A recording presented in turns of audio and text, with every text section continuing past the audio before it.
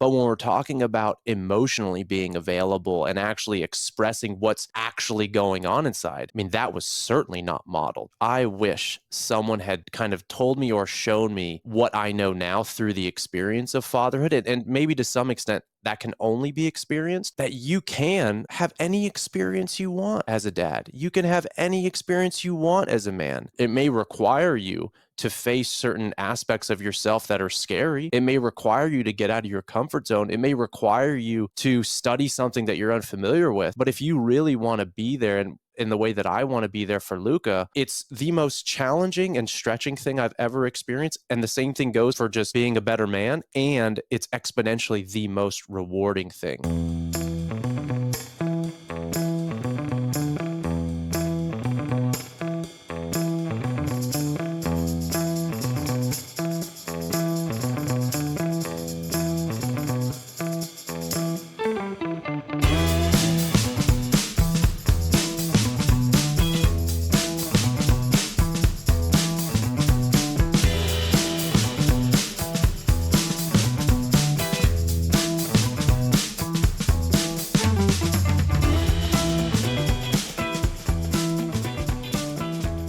My guest today is Mike Salemi, who's a dear friend of mine. We met one another, as I've met a lot of people who've come onto the podcast, through Paul Chek and Mike's work with Paul and the Chek Institute.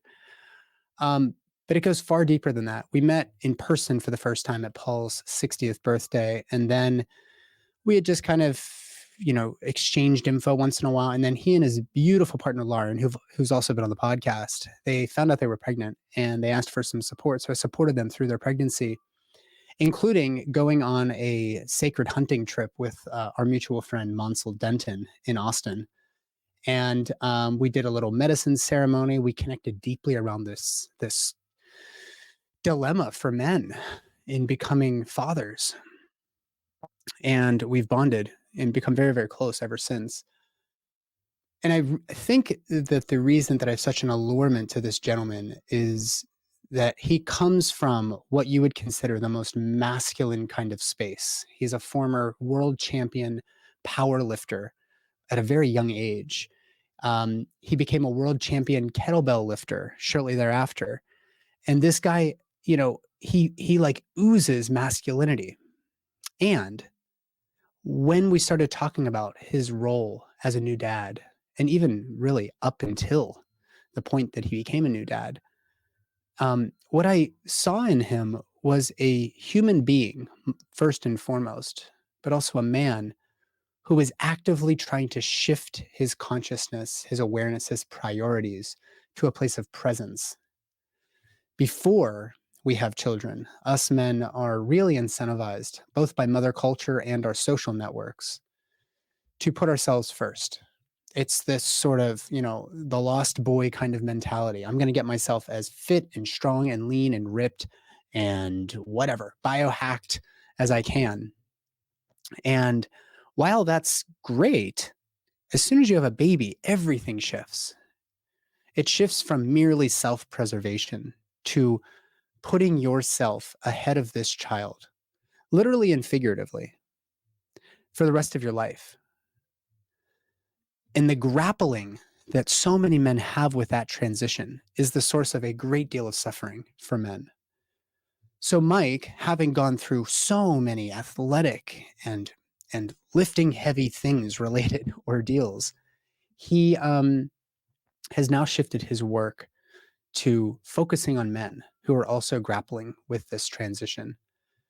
He brings up a really, really great analogy for what masculinity means in childbirth and beyond that I had actually shared with him initially, which is that you as the man, you are the mountain, and the woman that you are caring for, in this case, maybe your romantic partner who's giving birth to your baby, that is the feminine.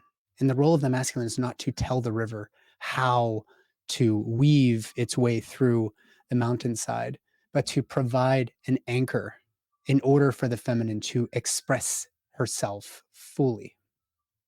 And that is a real challenge when most of us men have been taught that if you don't have the answer to every problem, you're not valuable. So Mike and I not only get into some of his athletic pursuits and how to stay fit way before you have kids, so that when you do have children, you are physically able and capable of taking care of them and playing with them as hard as you want. But also addressing very, very directly, confronting this notion that your identity and your sort of experience as a man in the masculine, expressing your masculinity, that has to shift. And there's a way for us to do that. And it starts with community, the way that Mike and I had built community when he was approaching fatherhood. So you're going to love this episode. I think this is a very, very important conversation. In our Born Free community, Mike is going to be joining us for monthly dad meetups. So it's men's work, but it's through the lens of fatherhood. So if you're in the Born Free community, that'll be open to you. If you want more information about Born Free, go to bornfreemethod.com. It is the most complete preconception through postpartum program for men and women in all families, in the middle there. This episode was made possible by two companies. WeNatal, that's my preferred prenatal company. Great nutrition, very eco-friendly packaging. It's a small company that just makes 3 really, really good products. And if you go to wenatal.com/beloved, you add a prenatal vitamin, men or women or both, to your cart, and then add a bottle of their Omega DHA Plus, which is a very, very fine fish oil. Add that to your cart, enter code beloved, or if you just go to wenatal.com/beloved, the discount will be applied automatically. That bottle of fish oil will be completely free to you. So go to WeNatal, support them. They are an amazing company to be aligned with in this podcasting space. The other company is Immune Intel AHCC, which makes a whole food preparation from the mycelia of shiitake mushroom to boost your NK cells, to boost your T cells, to help modulate your immune system, not just ramp it up, not just ramp it down, but help it become more connected in its ability to not only fight off infection, but also heal your body, to clear precancerous cells. And the reason that they are a sponsor of the show is because I've been using this for women with HPV and cervical dysplasia with incredible results. 2 to 4 capsules twice per day when you're diagnosed with an abnormal PAP or an abnormal HPV will help to clear the problem out, in addition to some other lifestyle modifications, many of which are completely free. But you have to know what you're going to do. Coaching is helpful. Having some accountability is helpful. And that's why a bottle of this medicine is given out for all of our Clear and Free members. This is your holistic solution to persistent HPV. If you want more information about that program, which was co-created with the woman who brought AHCC direct to consumer in the United States, Mimi Lindquist, go to clearhpv.com. If you want to just get a bottle of this stuff, I highly recommend it. Go to themedicine.com. That's THEMEDICIN.com. Use code beloved10. You'll save 10% on your purchase. Support these guys, because while I'm not making money from the podcast, they help to offset some of the production costs. And I have such gratitude for both of these brands for entrusting me with this messaging. And I know that you're going to benefit from them. So wenatal.com/beloved, or go to themedicine.com, use code beloved10. Support these guys. They are doing great work. I don't take on sponsors easily. So it is really, really, I feel very fortunate to have them in my corner. All right.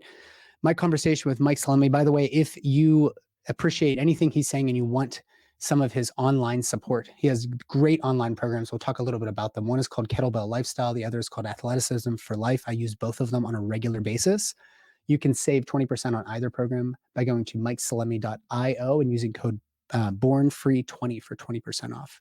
And they're not even that expensive. So this is a kind of no-brainer. Support Mike's work. This guy's doing such incredible work. And I know that you're going to enjoy this conversation. So for all the men and all the women who love men, this one's for you. Enjoy my conversation today with Mike Salemi, my man, my brother.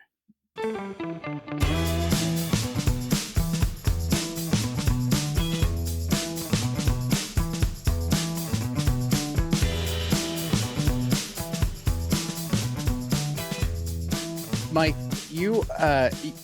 there's a lot of like nepotism, I think, in this whole space. We share a lot of different circles and a lot of friends, and a lot of people, sort of accuse the podcasting space of like, you're just supporting one another. It's like very self-masturbatory.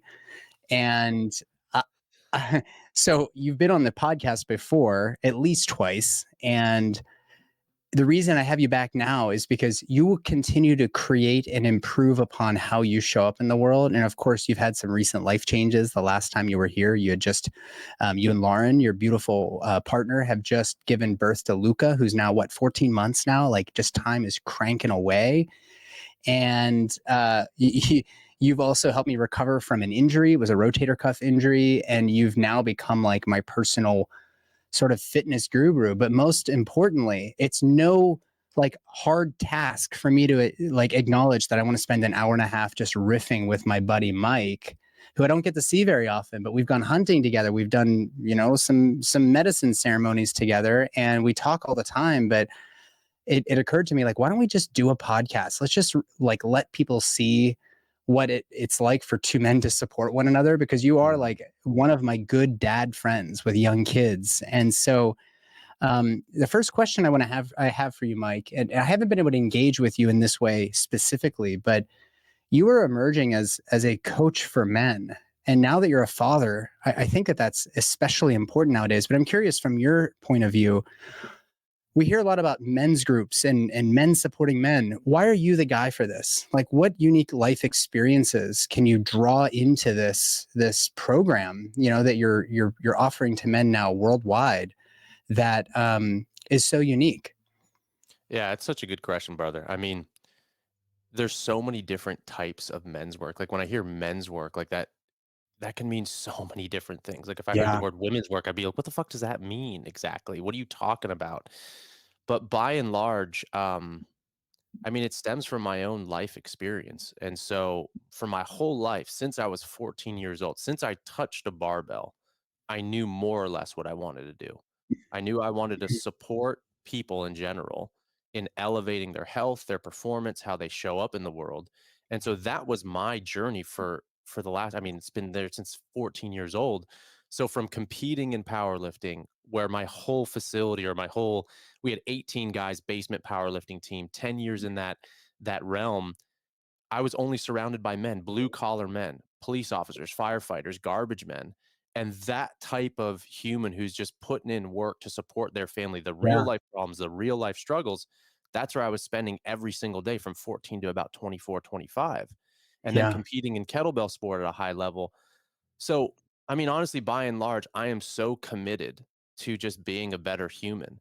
And men's work, honestly, it kind of just happened yeah, because I was doing so much fitness coaching and fitness training and movement, which I love. But at some point, I felt a void. At some yeah, point, I was like, this just isn't nourishing me just to do the physical. So I went out into the woods for 3 days. I asked Lauren, I was like, sweetie, I need to go out there. I just need some time alone. And in those days in the woods, this is like, I don't know, 5-ish years ago, something like that.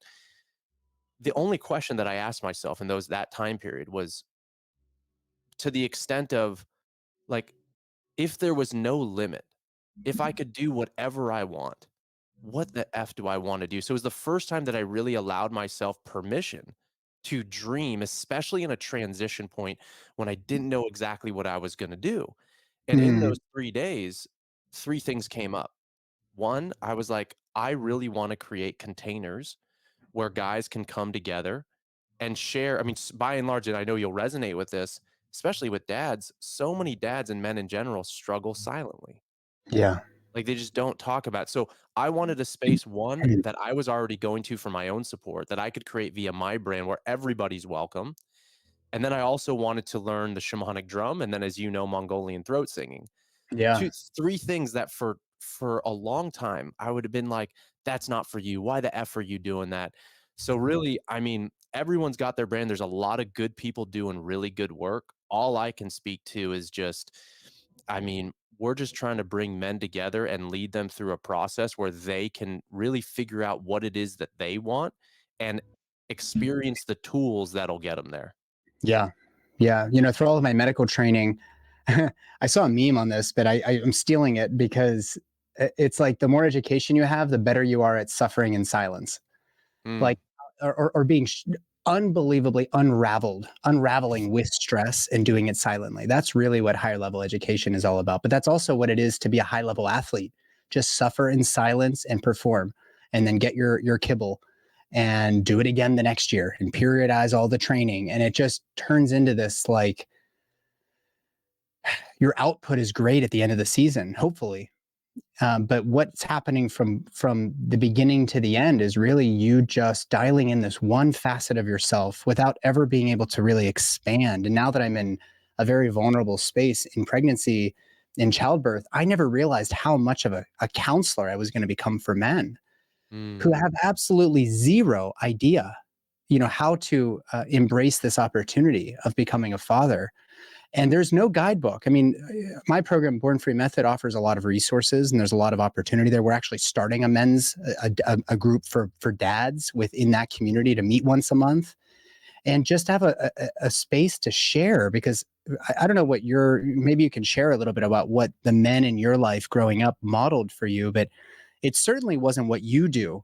Whenever I see you in person, you give me the biggest, warmest hug. And meanwhile, you could like fucking pop my head off. You're so strong, but you give me this big, nice, tender hug and a kiss on the cheek. And we go and do our thing, our manly thing. Then we can come back and actually say, fuck, I'm really, really struggling with this parenting thing. And you're like, bro, this is real. Like, this is getting real now. And to have that is everything. So, my next question was going to be, what do men really need? And maybe you can just pontificate a little further, maybe go a little deeper. What did you need when you were Mm. starting to have this rug slide out from underneath you? And no matter how hard you try, that rug is coming out and we're replacing it with something brand new.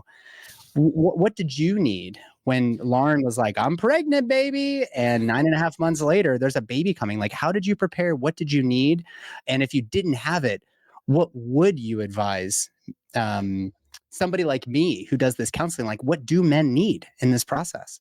Yeah, bro. Um, well, first off, on the realm of papahood, not surprisingly, but also somewhat surprising. I mean, like you're very unique in this regard, and this is why we get along so well.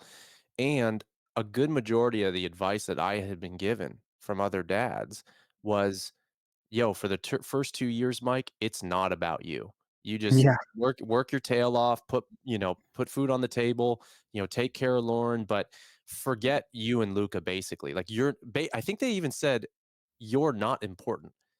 And Mm, that just like, man, really pissed me off. And I was just like, and part of me, like the rebel inside me, I was like, no, one, I'm going to prove that wrong. And two, that's not the type of father that I want to be. Like, yeah. I want to be a present dad. And so that started, I remember when I was first told that by a former client and friend, and I was just like, no, Mm, no, that is not happening. And that lit a spark in me. It's like, okay, even though I've never been a dad, so I don't even know what in the world is in store for me. I know that I'm going to be there as a present father because, also to your point earlier, like even though I had grown up, let's just say around men in that gym, you can imagine with police officers, firefighters, and garbage men, there wasn't very much emotional support mm, there. There yeah. wasn't very much. Yeah. It was, to your point, it was very finite, almost like if you were to look at a pie, a very thin slice of pie. And Yeah. that served me really, really well at 14 in many capacities. But when we're talking about emotionally being available and actually expressing what's actually going on inside, I mean, that was certainly not modeled, certainly. And so, I mean, there was I wish someone had kind of told me or shown me what I know now through the experience of fatherhood, Yeah. and maybe to some extent that can only be experienced, but that you can have any experience you want as a dad. Yeah. You can have any experience you want as a man. It may require you to face certain aspects of yourself that are scary. It may require you to get out of your comfort zone. It may require you to study something that you're unfamiliar with. But if you really want to be there and in the way that I want to be there for Luca, like it's the most challenging and stretching thing I've ever experienced. And the same thing goes for just being a better man, and it's exponentially the most rewarding thing. Yeah. So I'll pause there and check in with you on that. But like the fact that you can have whatever relationship with your child that you want, and by and large, you are modeling that for him or her in Yeah. as they grow up, that was so key. And that's something that Yeah. I'm living day in and day out or doing my best to. Yeah. Yeah. Yeah, I find myself like even this morning, my we had like a car thing happen, and we scheduled the appointment, and my wife went there, but in the middle of the appointment, their power went out, so she was gone for longer than I was hoping. And so I had calls I had to make, and I was on the phone and trying to keep the girls busy and occupied, and they just were saying things like, "Dad, play with me," and I am playing, but I'm also simultaneously like a part of me is not there. And kids Mm, pick up on that. You use the word present. When I was a kid, my father spent a lot of time with me, but was he really present with me? Like there's a big difference there. And I love that you even brought that term presence into the space, because it's sort of like when we've gone on hunts with Monsel, you're very, very present and aware when you're in the woods. And that's actually like something your kids can pick up on. Like they know if you're there or not. Like being physically there, making time for them is one thing. A lot of dads don't even do that, especially in our generation. But making the time, being physically there and being present with them and like letting them see you is actually like something I feel a lot of guilt around, where it's like, gosh, this mm, morning I would have loved to just be playing in the sandbox with Penny, but I had mm, other obligations that were sort of prearranged. And how do I get out of those mm, obligations? And this, I think, is really the reason that I think it's important for men to be able to share with one another. It's not going to be perfect. And if you're aware of this awareness, I think that's actually kind of the next iteration. It's like masculinity 2.0 is you don't have to lose the muscles and the grit and the power and the even the being the breadwinner. But if you can also add in this attribute of presence, it kind of changes everything, especially in your relationship. And that's the next thing I want to get into. How did your relationship with Lauren change after Luca arrived? mm. Can I share one quick point on Yeah, what you were please, bringing? please. Yeah. Man, I think presence is like the currency of Yeah, fatherhood. yeah. And that's all they want, as I'm realizing. That's all they want. But to your point, one thing that I have struggled with and also still struggle with is something you mentioned. Like parts of me feel guilty when I'm working. Like I know that I love my work and I feel very attracted to it, called to it. This is what I'm here to do. But I'll feel guilty in part because I'm not with Lauren, not with Luca. And then when I'm with them at times, I feel guilty because I'm like, oh, you better be prepping and working. And so, Yeah. and I've really beat myself up. If I were to pick one of the things that has been the biggest struggle, and it's taken some time to reflect on this, that's one of the areas where I have carried the most self judgment and where I'm transitioning to and working my way through is that currency of presence. Mm, Provided when I'm working, if I can be as present with my work as possible, trust that that is not only enough, that is more than enough. When I'm with mm, Luca or Lauren, as long as I'm as present as I can be with them, that is not only enough, but that is more than enough. And I'm not saying it's easy because I can still get myself caught in the trap and that double it's like guilt from both sides, which doesn't right, help anything. right, It right. it it might be a good check at times, like, am I, have I swung too much in the pendulum? Am I traveling too much? Am I so in some regard, being self-reflective, I think, is absolutely key, but when it comes with a heavy weight of judgment, then you're dealing with both ends of the spectrum, plus the judgment and the Yeah. self-guilt, and it's like, well, that's not helping anything. So, that's something that I'm still honestly working through, and also to your point, having someone that I can share with, even this medium right here with you right now, even just expressing that, because part of what I feel men need and I need is the ability to express and kind of process. I mean, there's different forms of processing, but in this moment, I mean, I have a podcast, you have a podcast, we're human beings who express themselves. Just hearing myself speak, I'm starting to orientate myself differently around that challenge. And with regards to Lauren, um, it was so interesting because I know I shared this on one of the podcasts with you, and maybe the one that we did with Lauren, but for a year before I asked her to marry me, I knew because for so long I had been single. So for 8 years or so before, being with her, selfishness was a part of my life. And Mm, I know, there's healthy selfishness, unhealthy selfishness, but selfishness as a whole, it was just me. I didn't have to Yeah. think about anybody else.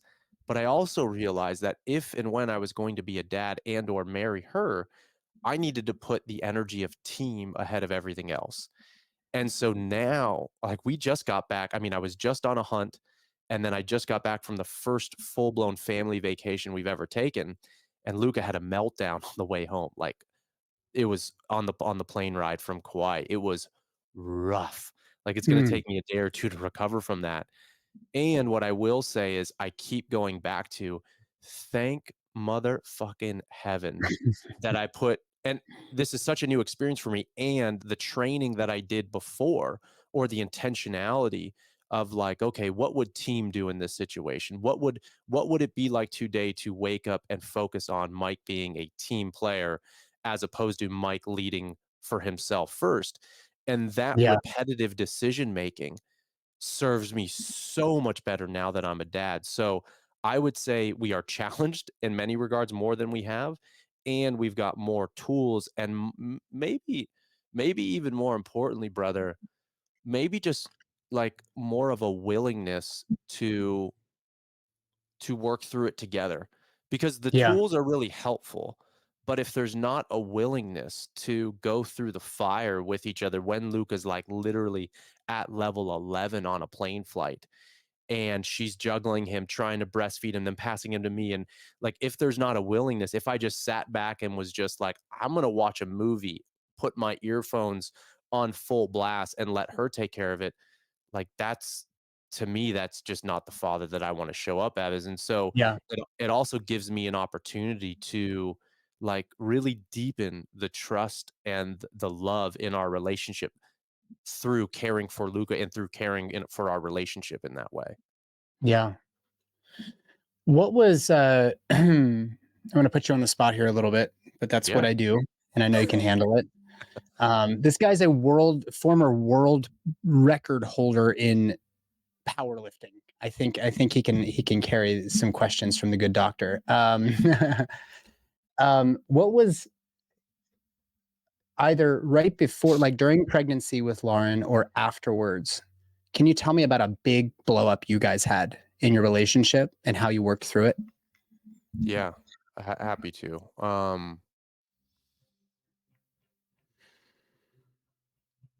So the first one, and if anything else comes up, but the very first one that comes to my head is we had a blow up around it's probably the biggest thing that we're challenged with within well, yeah, one of the biggest things, which is just the amount that I work. Now that has changed dramatically in the last really since the beginning of the year, but it was continually her actually voicing she doesn't feel like a team.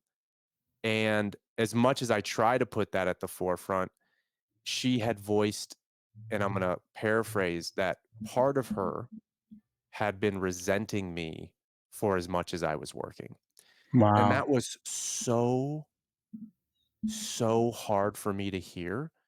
And it broke me down because I was like, the story in my head was like, I'm being resented for the very thing that I'm doing so hard Yeah. for our family, for our team. And that had come up multiple times in different regards, but also I didn't know and I'm figuring it out, so I'm in it big time. Like it never was modeled to me. Like my dad, great provider, my brother, great provider. The men in my life, they're good providers. But no one has really yet because I had asked her something to the effect of like, "Well, who's doing this in a way that like is give me I would really appreciate some model for like what could this look like? Like I'm down or I think Yeah. I'm down. I just don't know. I know how to work. I know how to put my head down. I Yep. know how to teach and travel and do that. But what like, are we working together? And if so, if you wanna be on the professional side of the team, what does that look like? I've never really managed people before. I'm afraid of failing at that and failing professionally and like, there's so much fears around that, and also the money stories that I've grown up with. Like, fatherhood is and relationship in general has challenged me in more ways than I could ever imagine. And so it took me to a point where I also had to realize, this is before the, I don't know if it was November to December. I was like, I had an honest conversation with myself after that. And I was like, yo, is this actually working? Okay, Mm. part of it's working. I am bringing in some money. Am I bringing in enough financial income to provide the life that I ultimately want for my family? Because Lauren's primarily caregiving for Luca, even though I help. And the answer was no. I'm like, yo, Mm. I'm like waking up from 5-ish AM to care for Luca for a few hours. Then Lauren takes him all day. And then I help put him down.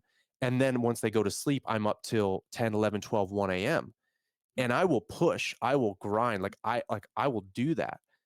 And it's clearly not working because the same thing came up over and over as the primary complaint from her. And that's one of the things that I think our relationships can teach us and is teaching me. It's like, especially the feminine or someone with more of a feminine essence, like, I don't want to say that, like, well, she can call me on the bullshit that I can't see. And she can call Right. me on the bullshit that I'm not ready to see. And that was something that, because I was like, I don't know any other way. And again, I'm still figuring it out. But what I realize and what we are realizing is, like, while she would like to play a larger role in the business, it's less about that and more about what's underneath that, which is simply connection. When I Yeah. realized, I was like, let's get logical. Let's bring out the whiteboard. Like, what tasks do you want to do? Where's your strengths lie? Like, I went pure masculine. And then we Totally. started, and then we literally just started spending a half of an afternoon and like ideating together and like dreaming up what's this new year going to look like. And I checked in with her. She's like, that's what team feels like. And I was like, wait, I've been super stressing out trying to fill out line items and task lists of what you can do. And I get, but what I really realized is she just wants to spend time together and play a role. So that has been the biggest thing. And the thing that has suffered as a result of that is intimacy. When you have, Mm. and also just like not being on the same page. Like, she had used the words, something to the effect like, I don't feel like we're on the same page. Or I don't Yeah. feel like we're on the same, like, I feel like we're on two trains going in kind of either opposite directions and Yeah. like dividing and conquering. And again, I've just never had a model for how this could look. And what I'm realizing is it's up to me to create that. And this whole process of test, try, figure out, check in, rework, go back, we're coming up with the system that works for us and figuring it out as we go. And there's been a few things that I've shifted as a result. Like, it's rare now, and it has been for at least 2 to 3 months, that I work past 6 p.m.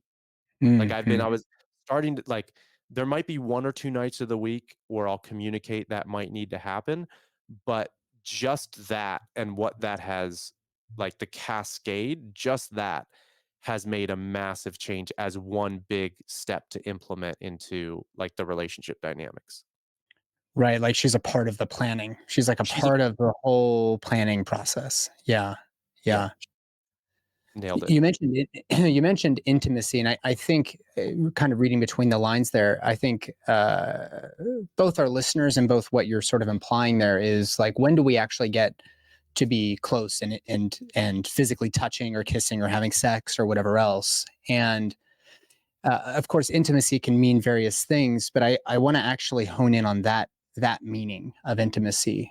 With a new kid, of course, there's a variety of reasons why your sex life changes and whatnot, but really, your sex life, this is not how we were indoctrinated as young men, where you go out and you conquer and you fuck the women and to do the things that of course can happen and people can have fun doing that, but when you're deeply invested in another person in a relationship, sex, this is something Stephanie had to teach me. Sex is like the consequence of having connected deeply, sometimes for many days, and then bam, it just emerges like the next iteration, the next progression here of this thing that we're this dance that we're doing, where we're touching and we're kissing and all of that, is like we're gonna go and have some sex. Like that's going to be great. But it's different from when we were younger, where it's like, hey, I'm in the mood. Are you in the mood? Yeah, here's a boner. Let's do the thing. It's actually like all day long. And part of that connection with a child is that you're also being a present father and you're attuned to Lauren's needs.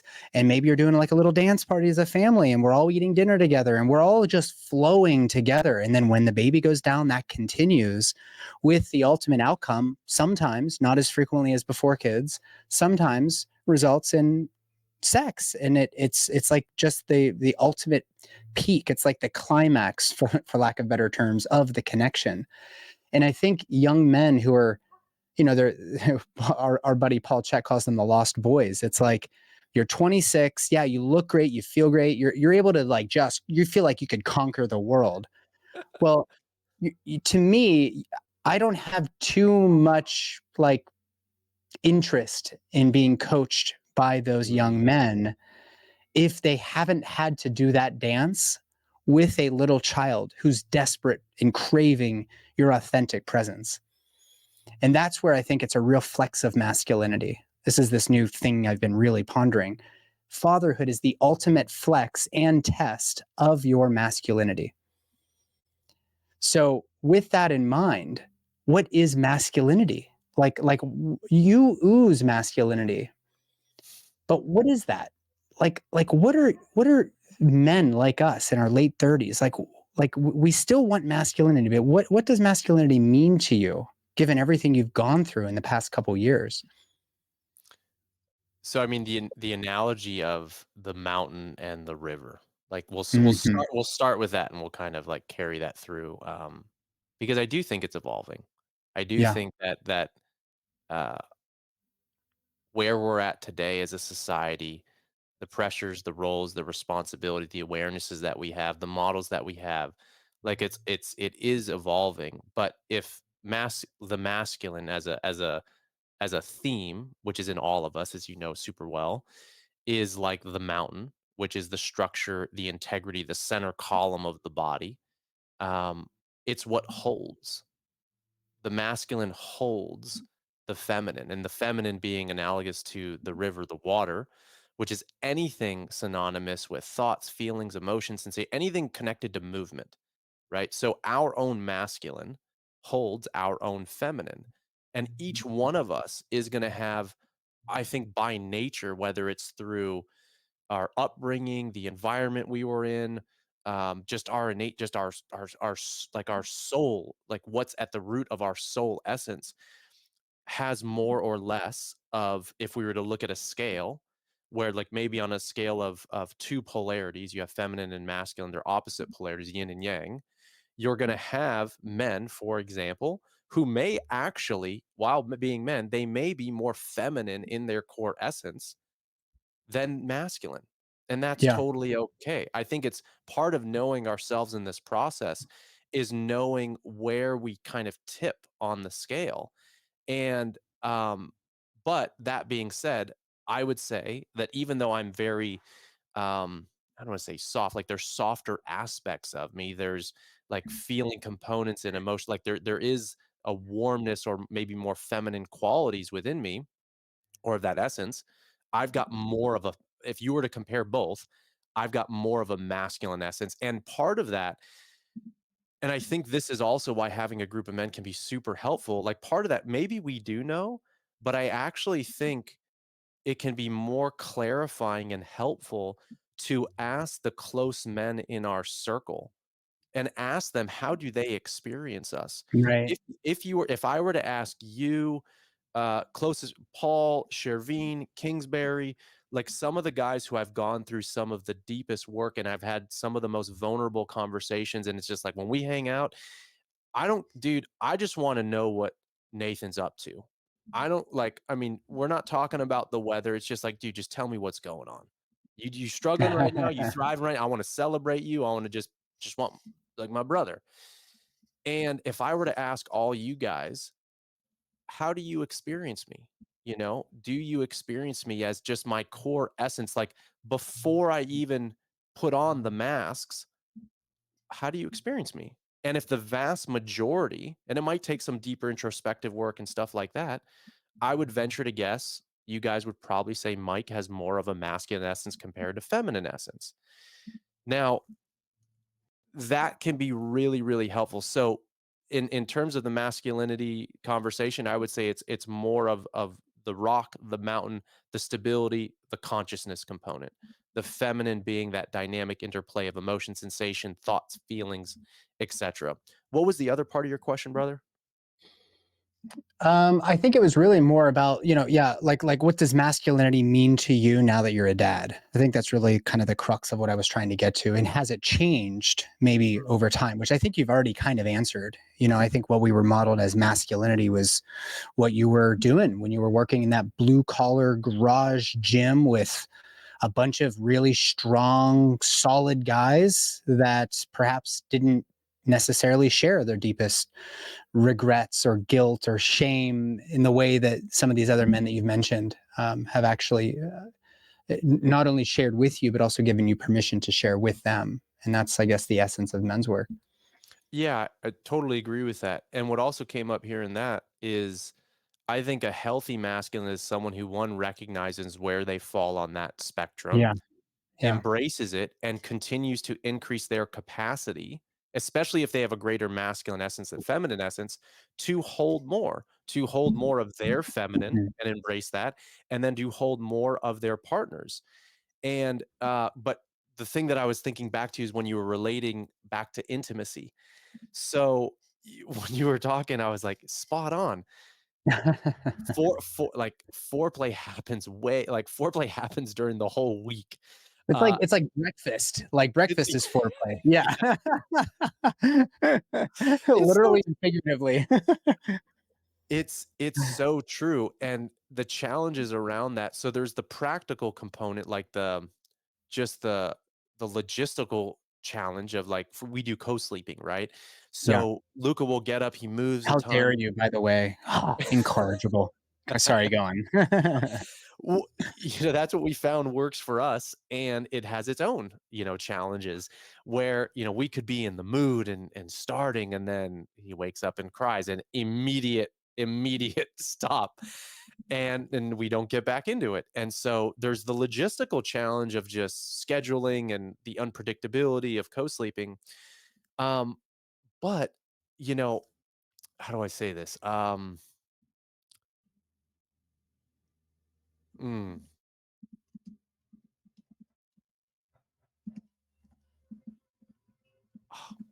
Sorry, brother. I just lost my train of thought right there. It's okay. Yeah.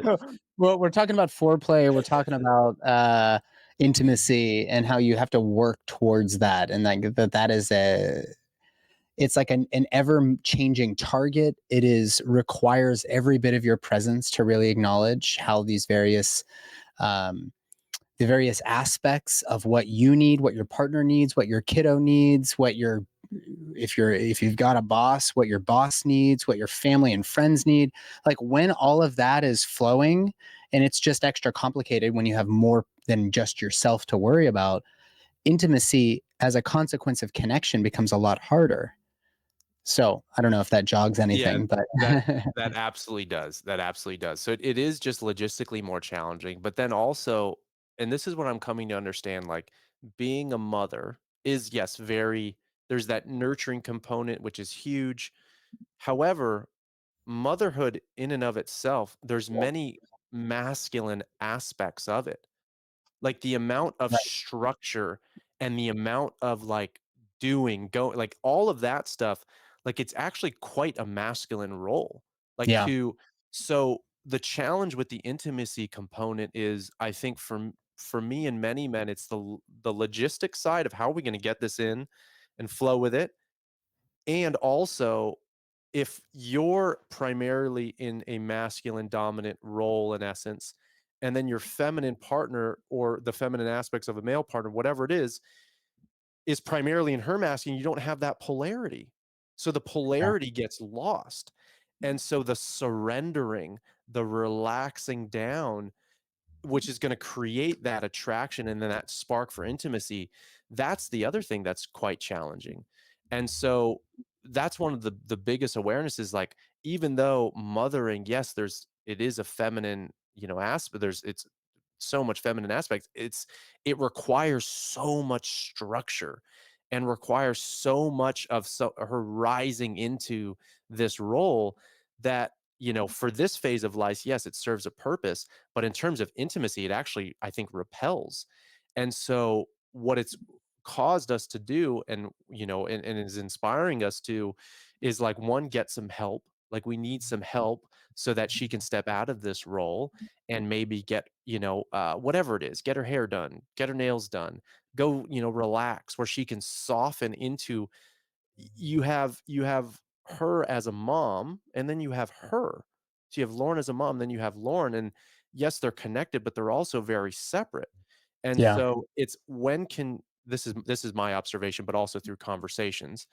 It's like, how can I support her to being able to set down that role for a specific amount of time, so where that she can feel, sexy and take care of herself, and like, just relax.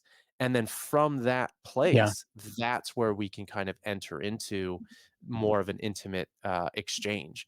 But if we're both in our masculine, like, there's just an unspoken, um, almost like repulsion. Like, it's just not as sensual and that sort of stuff.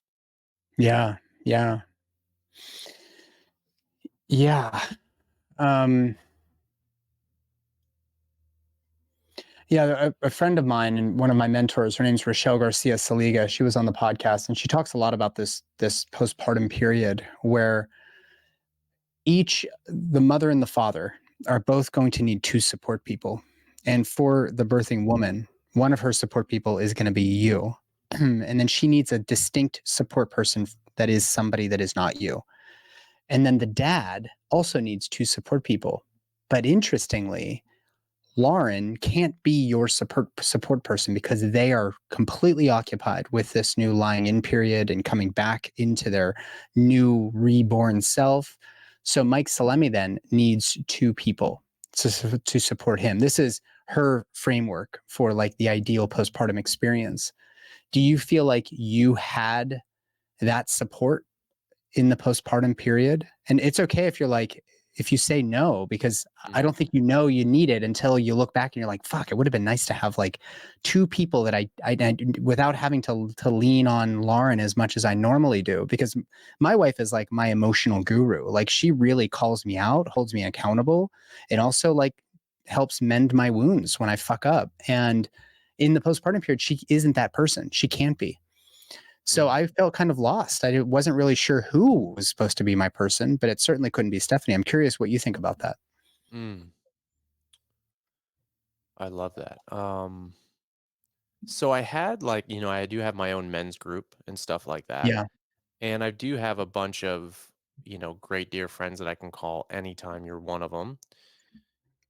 But I think there's also, so I think I had it to some extent, but if, to be fully honest, like, having it and also feeling like you deserve it might be two different things. Or speaking of myself. So Yeah. like, I really do, like, I know I can call you anytime. Like, I know that. My men's group, like, Signal thread, we meet once a month. Once a month, I mean, it's not a huge amount, but it's better than nothing. Um, so did I have it? Like, it was there in my ecosystem awareness and that sort of stuff. But the programming in my own patterns of, like, wanting to maybe not admit that I needed help, or as much help as Mm. I want, because, and this, it's sometimes hard to say, but like, this is, I'm saying, and it's difficult for me to say, so I know it's true for me. And there really is a big weight that men and fathers feel. Like, there is a pressure that we feel, and I think because our female partners, are the mamas, are going through such, like, rightfully so, such a massive change in this big call. Again, there is that guilt. Like, Yeah. yeah, I have support, but am I actually using it, or am I using it to the extent that I need, because I'm not giving myself permission to, because I don't feel I deserve it, and if I do, I feel guilty. And this is this is the real story that goes on repeat in my head, and I have to be checked on that as well. Um, and I do think society as a whole undervalues and under acknowledges how tough it is being a dad. And this is not to take away anything, anything from mothers out there. But I also think many fathers and their struggles that they face get unacknowledged. And also mentioning earlier, a lot of men and fathers struggle silently. Like I would have wished, and I know the responsibility's on me at the end of the day, and I would have wished like maybe more people would have checked up on me or just like, "Hey, man, how are you really doing at this time?" Because I know I would have opened up most likely, but the resistance or the challenge was in me actually reaching out because I didn't Yeah. feel I deserved it, and if I did, it actually I just felt like how fucked up are you, Mike, to, like, put you in front of, what Lauren's going through. That was the story, and again, even Exactly. though I got all the support out there, but I'm probably not using it to nearly the extent that I need it. That's right. That's right. Yeah, and even in our relationship, I've known my wife since I had just gotten my driver's permit. That's when I met my wife, and she was a knockout then. She's a knockout now.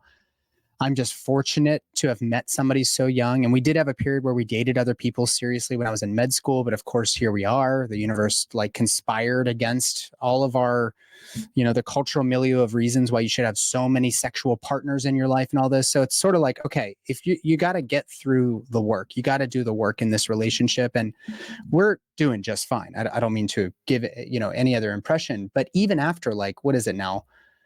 It's like 23 years I've known her, and not I will still not share with her at times when I'm having a really really rough time. Like work's been hard. I feel heartbroken about something. I feel like the way you spoke to me earlier sucked. I just keep it all. It's that silent suffering thing that we do.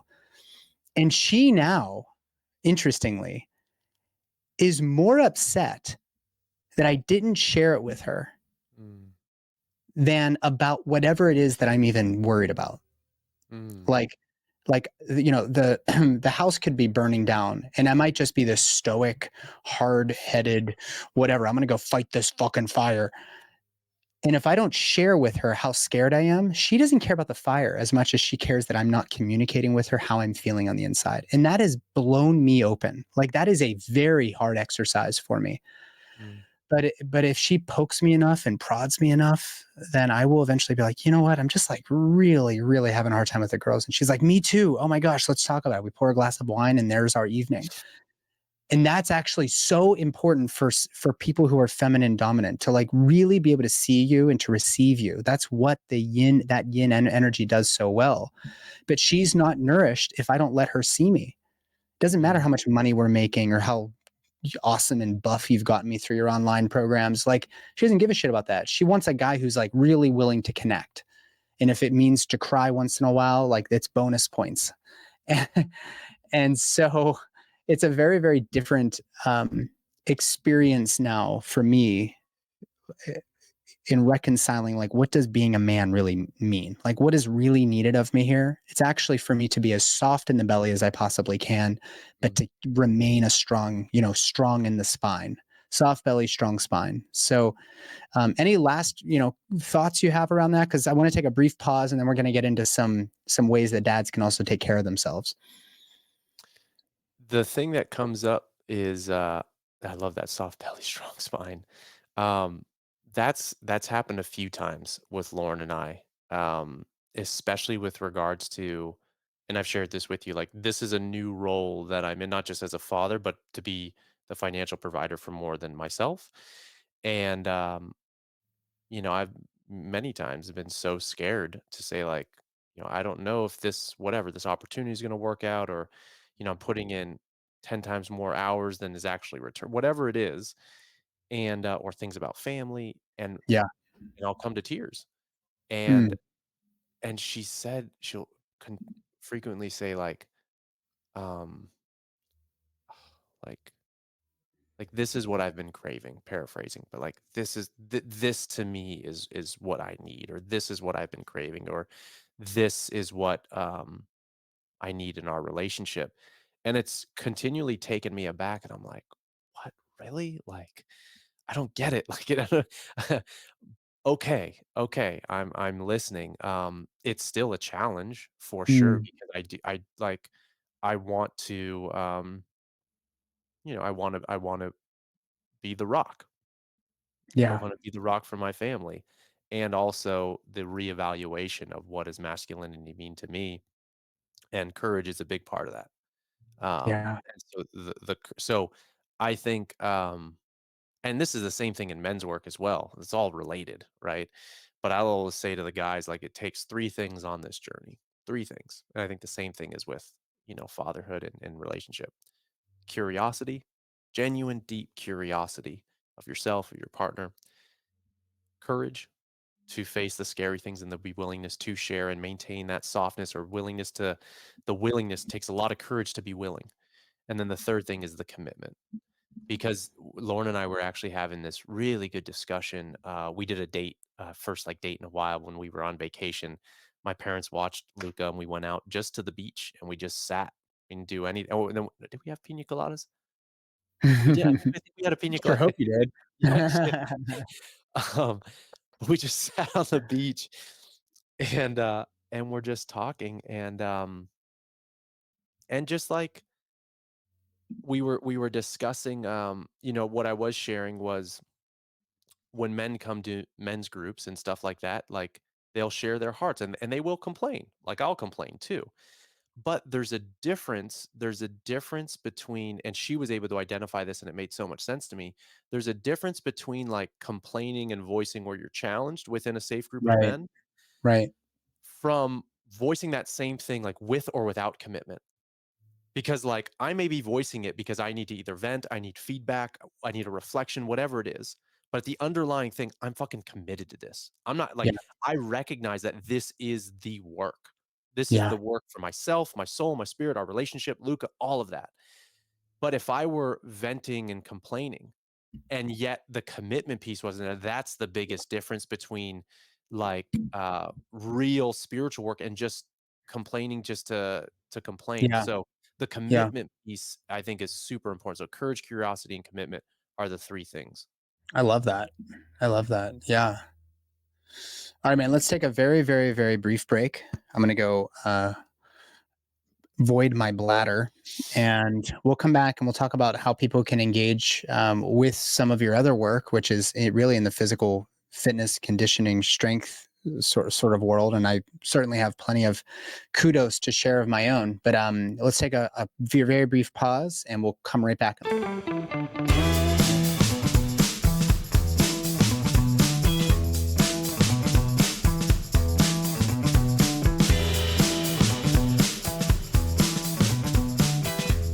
Hey guys, it's Nathan. Wanted to interrupt this amazing conversation very briefly to talk to you, specifically if you're a birth worker. This goes for doulas, childbirth educators, midwives of all sorts, whether you're out of hospital or in hospital, and especially the OBGYNs, the family medicine docs, those of you who are attending to births. I want you to ask yourself, if a person rolls into your practice and they're in labor and there's a bud emerging from the vagina, what are you going to do? What I was taught to do was, let's rush you to the operating room. Forget about informed consent. We have to do this through the abdomen. We have to do a C-section because the baby is breech. But frankly, I think a lot of women, rightfully so, want to avoid C-section, unnecessarily, of course. And so if you were to just rely on your, let's say your OBGYN residency training, you're not going to have the skills to attend to a breech birth. The good news is most breech babies come out without any intervention at all. But in the rare chance that they have a nuchal arm or a hyperextended neck or whatever, you want to have those skills. And it requires practice on practice on practice to get those skills, which is why I started hosting an annual conference here in Louisville.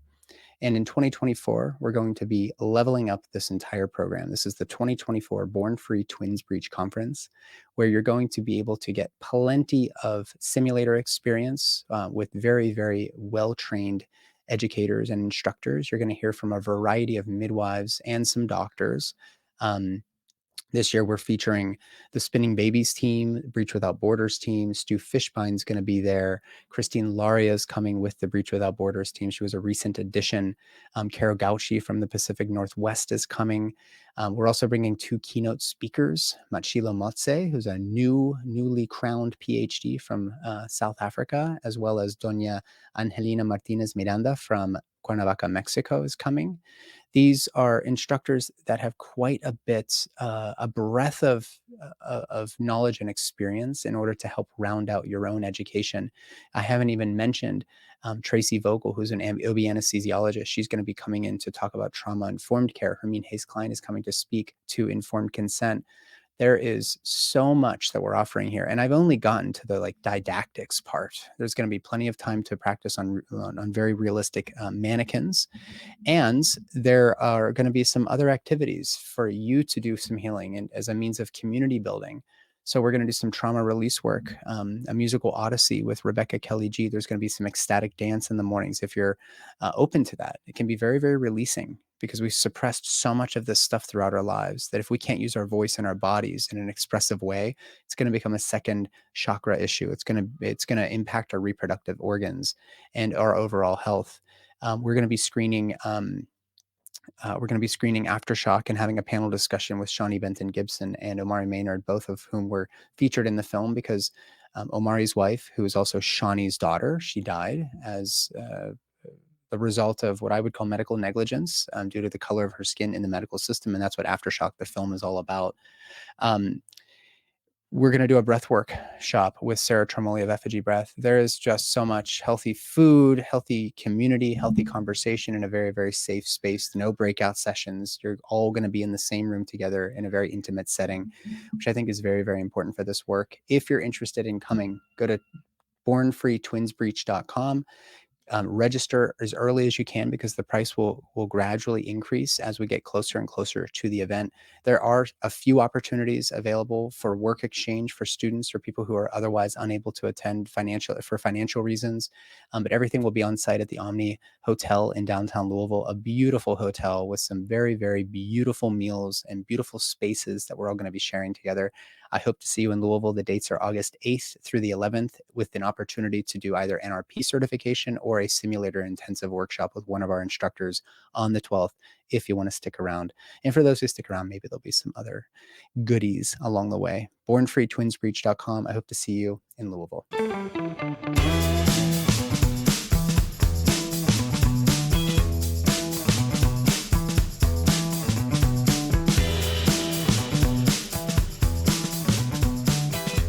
All right, Mike, we've talked quite a bit about, some foundational principles and the lesser spoken of things around staying healthy in our relationships, getting to know ourselves.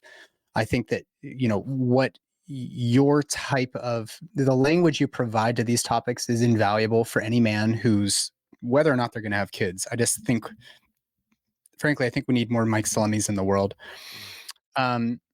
But this is interesting because we jumped over this in the beginning, but you are you have a long history of pretty high performance athletics. And of course, all of that changes as you go through phases of life.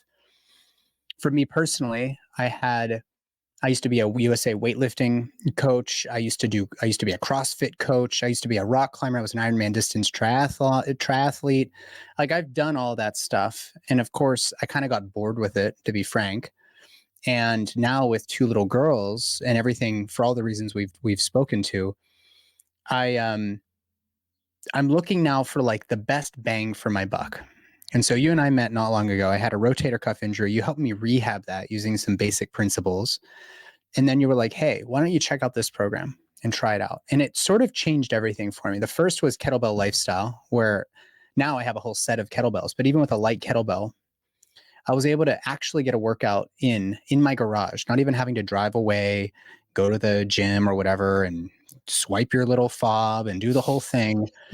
I used to retreat to the gym. It was actually a place where I would go to like not have to deal with life, but I don't have that luxury anymore. But in order to be able to stay on the ground and bear crawl with my daughter through the woods and lift, my wife has a picture of Penny, the 4-year-old, on my shoulders, and I'm holding the 2-year-old up in front of me, like kind of like a sumo deadlift high pull, and I'm squatting with Penny on my back, and I'm like, damn, like this is a hard workout. But if it wasn't for the history of movement and strength and conditioning that I had done for years, I don't know if it would be possible to like necessarily jump in to doing, things like that with my kids. So maintaining your physical well-being is still critical.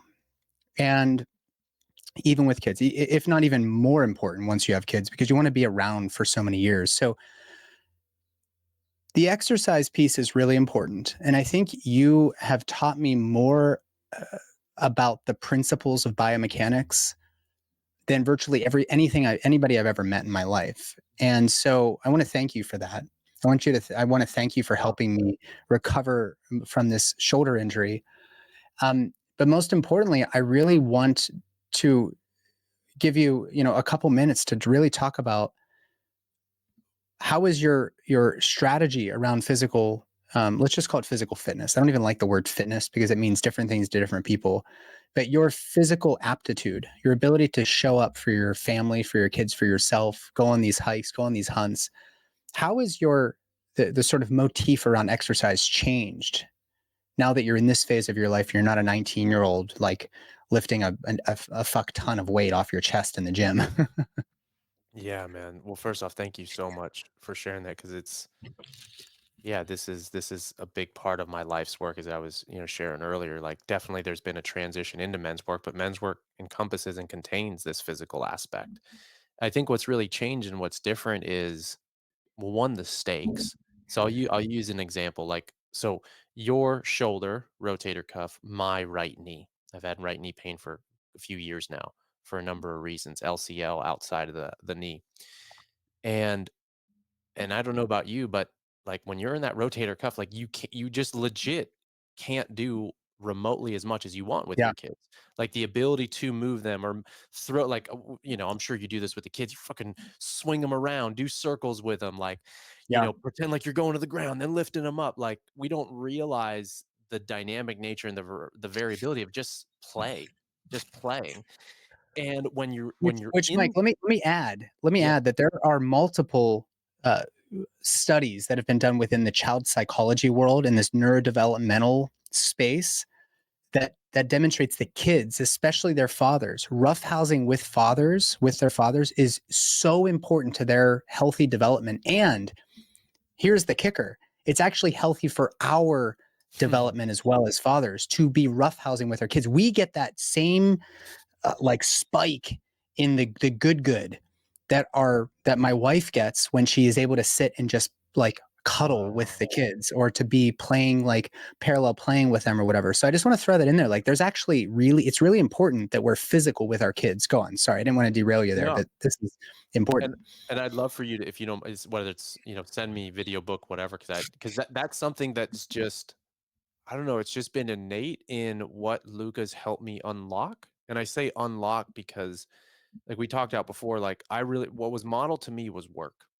Like from like I can work and I enjoy working, and I can thrive in that area almost to a fault many times. But what so much work does is it squashes play, not just Yeah. for adult Mike, but the little Mike inside. And in the morning for those 2, 3, whatever hours that I'm with him, it's been one of the most surprising things of being a father is what this little bundle of play and of variability and just beautiful spirit and soul, it's unlocked the amount of childlikeness, not childish, childlikeness that it's re-unlocked in me through play, through like throwing him around and pushing him and just like they're exactly like there's a part of just the inner Mike Yeah. inside that like it reinvigorates me. Like it Mm. reinvigorates a part of me that I've forgotten. And that's been one of the, if I were to pick, I don't know, 3 surprises, it's been one of the biggest surprises. So, yes, man, we absolutely play. And when any of us are in pain or there's a restriction in movement, not only does it restrict what we want to do, like whatever it Yeah. is, play with our kids, whatever, but if we are able to do it because we push through it or we're having so much fun, our minds get pulled away. So Yeah. one big example, like I've been since the beginning of this year, a lot of things changed in my life. I shared a little bit about that earlier, but prioritization of things changed. And I've been in some knee pain for the last few years, and I was just like, I'm sick of it. I'm sick of my own Mhm. bullshit. I'm sick of it. I'm done with it because I can't go down as fast to play with Luca. I've been on, for example, also 5 hunts now with Monsell. I think five or four or five. I don't even remember. Damn, But I gotta play the last, catch up. I gotta get back yeah, out there with you well, let's guys. go. Mm. But I was just on it like 2 weeks ago, and it was the first hunt, and this was one of the biggest wins for me. I enjoyed it exponentially more because as we're hiking, I wasn't continually thinking, oh, the knee, it hurts. Oh, we're going downhill. Oh, I got to watch my step. Oh, that hurts in that position. The amount of just awareness pull that being in any degree of pain, it pulls us away from the what we're trying to that present moment. I mean, it's bringing us present with the pain. So there's that component.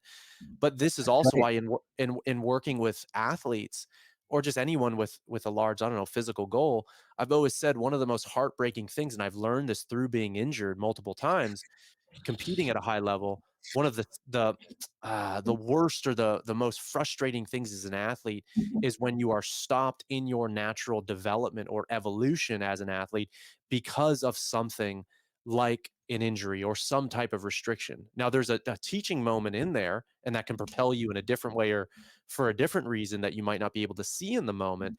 But that's one of the biggest heartbreaks. And so, when we're thinking about you and the shoulder pain, me and the knee pain, until we get resolution of some of those things, like I've seen it completely, I don't want to say make or break, but have a large influence on my ability to roughhouse, to play with Luca, to do all those things. So it's absolutely important, I think, to get out of pain or at least in pain that's preventable. Um, because it's going to have a complete different, quality of your life Right. as an experience as a father. Yeah, absolutely. So, you know, we're not going to diagnose or treat people's issues right now, but maybe you could just talk about a couple of. So you've got two programs. Let's just call it out there. The first one I mentioned is called Kettlebell Lifestyle, and you've got another program, which in the Kettlebell Lifestyle program is beautiful because you could actually have zero equipment. You could have two soup cans and you can get the full experience, especially if you're brand new. In fact, if you're brand new, this is the perfect on ramping program for you. And then, of course, you have this other program, which is equally beneficial to newbies. It's really, really helpful to have the support of what's called a Bulgarian bag, which is a handmade leather bag filled with what is it filled with? It feels like it's filled with like beans or beads or what is it? I think it's maybe buckwheat. Oh, buckwheat. Okay, I so it's like I real think, deal. and maybe some like cloth material. I think it's changed over the years, but we're gonna say buckwheat. But yeah, that could be Yeah. inaccurate. And it's only like I think mine's only like 22 pounds, like 10 kilos or something, right? So it's not even heavy, but you've got me doing these movements that are so good for those shoulders and for my hips. And we're doing complicated movements with it. But one of those bags, I think you sell them on your website, but like how much does one of those bags cost? A couple $100? Yeah, yeah, under 200 typically with shipping, like 26 pounds and below. Yeah, about 170, 150, 170. Somewhere's around there. Right. So you buy this piece of equipment. You can do push-ups, you can do in different directions, you can do all sorts of swinging overhead movements. Like it can be very, very intense, as I've experienced having gone through. I'm almost through that one, but I've gone through Kettlebell Lifestyle, which, as I said, you don't even need equipment. You invest in these programs, and you now have a workout set up for you every single day. And there's a couple principles that come through. And I know we don't have a lot of time left because I've got a client coming up in a few minutes, but what are a couple of the principles that people should remember, whether they go to your programs, which I hope they will? We've got a discount code. It's BornFree20. If you want to get a discount on either program, go to MikeSalemi.io. But what are a couple of the principles? And I'm kind of fishing here, but the spinal alignment, head relative to shoulders, spine relative to pelvis, the breathing, just like walk us through a couple of the primary principles that keep coming up in your work that are making me feel so good. Yeah, I also sent you a testimonial from one of the guys recently who took it. Actually, he's a police officer. He said one of the biggest unforeseen benefits has been the impact of his sex life. And he's Oh, like, "Do you hell hear that a lot?" And I'm like, yeah. from time to time, I'm super grateful that he was open enough to share that. Yeah. But Yeah. talk about the spine, right? Like that is what, again, that is the center column that holds the movement of energy. So from a physical component, there's structural reasons, but then there's also just energetic reasons. But to answer your question, I mean, if you look at the names of the program, Kettlebell Lifestyle, Yeah. athleticism for life. What I've realized as an athlete and just honestly just as a human being is like exercise should support what we want to Right. be doing most in life and brings us the most joy. That should be the order of priority as opposed to the other way around. Like, so if we're training for life, for fatherhood, whatever brings you the most joy, what I've realized is one of the biggest underlying principles is it needs to encompass some of the greatest fundamental elements. It has to encompass some area of spinal alignment, spinal mobility, and allowing energy to flow. And I might not say it like that in the program, or maybe I say that in the working in section, but there also needs to be a huge component on breath. Huge component. That's why actually in Athleticism for Life, I made a massive change in how I instructed that program compared to other programs, even Kettlebell Lifestyle, because I'm encouraging strongly that everybody perform the program at nasal breathing intensity, meaning Mm. mouth closed, just breathing in through the nose. Now, in the beginning, as a man or whoever's doing the program, your gas tank or maybe more effectively said, like your motor, the capacity of your conditioning, all that stuff may far exceed your ability to maintain nasal breathing. But I promise you, in a few weeks, if you make that shift, I mean, you just told me before we hopped on, I got you connected with a specific type of nose strip called intake breathing. And you Yeah. said, I don't know if it was that or whatever, but I woke up today with so much more energy. Yeah. And that's really what we're doing. Like we're making you more efficient at utilizing oxygen. We're increasing focus, increasing attention, increasing just your awareness capacity, increasing your conditioning capacity. You might have to take one step back, but I promise you, it's been one of the and you know me now super well, Nathan. Like there's few things that I would literally bet every single dollar in my wallet on, and even bet my son on, that will actually deliver Yeah. a result, and not just a one result, but a cascade of just benefits in performance, in wellness, in capacity, as nasal breathing does, both at workout, at rest, and then during sleep. If someone were just to do those 3 areas, I would bet anything for 30 days, give it at least 2 weeks, but 30 days, you will notice unforeseen benefits in so many areas. So the breath, the spine, working in, which is something that I learned from Paul Chek. If all we do is output crushing the body, that's pure yang Yeah. expression, pure burning the candle at both ends. And again, having been burnt out multiple times and injured, I had to realize the hard way that if I want to compete or train for life or be a pop and have the energy, not just like literally be there brain dead for Luca, but actually be there and use that currency of presence, I need to actually focus on working in. So let's just say active meditation. There's a whole realm of what that could mean, but using um, synchronizing breath with movement to leave a session with more energy than when you walked in. And there That's is a right. few criteria that can help someone guide if they're working out or working in. I'll list it super quick right now because we're low on time. But any exercise can be a working in exercise. Let's just take a squat. You squat down, you squat up. Now, to integrate it first with the breath, you exhale down, inhale up. So it's anatomical breathing. So the squat has to be synchronized with the breath. Now, here's your criteria to know if it's a working in exercise. Hmm. One, your heart rate cannot elevate. If it elevates, you're heading more in the realm of working out. You're going more towards that polarity. You should not be sweating. Your tongue should stay moist. Digestion should improve. You should be able to do it on a full belly. And then the last thing is your respiratory rate should not increase. Those 5 criteria, if you can maintain those, it lets you know you're going to be cultivating. So in the program, in all of my programs, there's a massive focus on the warm up, which focuses on spinal mobility, alignment.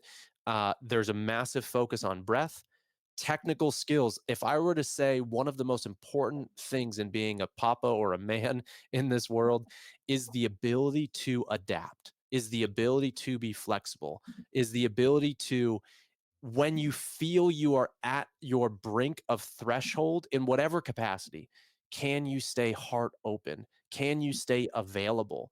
And I'm teaching that through movement, but the carryover goes in all aspects.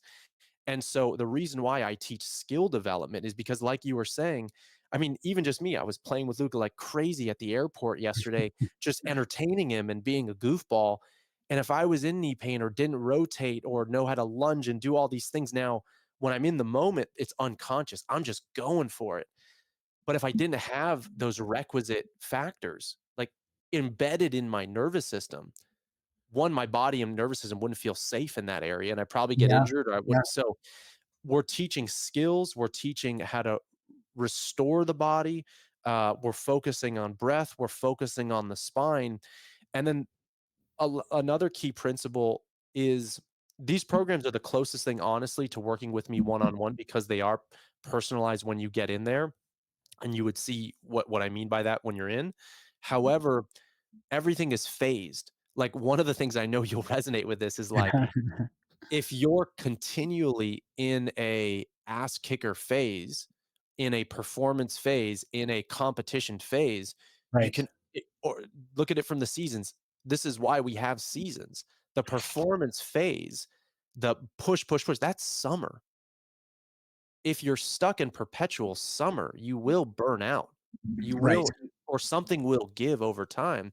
So the programs are phased in a way with personalization to actually give you an opportunity to phase your way into performance and teach you that you need rebuilding phases, you need transitional phases, but it's all doing so almost without you even knowing it because you just show up and I tell you what to do and you don't need very much equipment and it's a short amount of time. So there's so much on the back end that's almost like unseen on the front end, which is why it took me so long to develop them. But it's really appropriate for anyone who just wants to do life with more enjoyment, with more ease, and to teach themselves to be in a more adaptable and flexible human.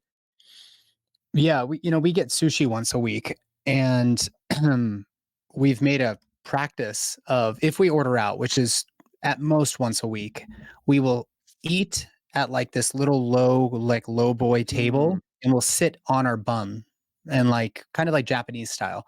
And you just have this low table. You're doing like a figure four kind of stretch the whole time. Your hips are open.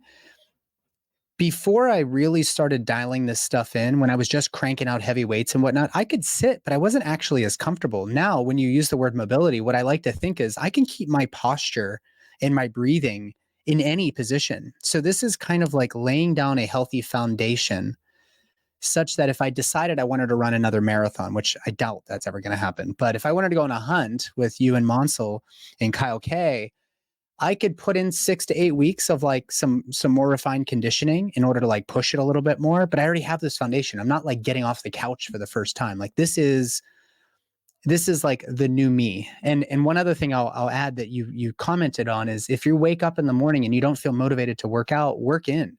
mm. Your voice is in my head now where I'm like, I don't feel motivated.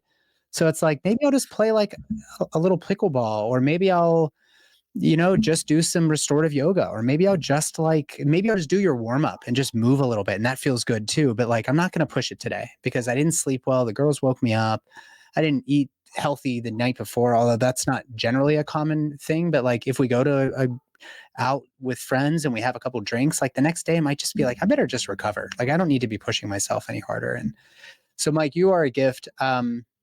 I could talk to you for so much longer. I do have a client I got to get to. So, where can people go to find you, your one-on-one coaching, your men's group work, and these programs? So best place would be, I would just say Instagram, and then the links in my bio there will direct you to some free gifts and or any of the program or events that are coming up. It'll direct you to these programs, which we're giving you guys a discount on if you're interested in any of those. And one-on-one coaching is probably the biggest thing that I'm focused on right now. Focused on men, however, um, it's in this aspect of complete, like not just physical training, but also looking at potentially the limiting beliefs and the things that are holding you back. Could be some nutritional stuff, but more complete masculine development as opposed to more purely on the physical. So if anyone's interested in more one-on-one coaching, that's definitely something that I offer. And Instagram would be the best place to go, which is just Mike.Salemi. And yeah, brother, thank you so much, man. Yeah, we could definitely we could definitely jam out for so much longer. And I appreciate the opportunity so much to share with your people. Absolutely, Mike. I love you, man. Really do. And I hope we get to see each other very, very soon, whether it's on a hunt or we go out to the middle of nowhere and just, I don't know, share poetry. It doesn't matter to me. As long as I get to spend time with you and touch you and kiss you and love you, I really value our friendship and our relationship. So thanks for spending some time with me today. Likewise, brother. Thank you.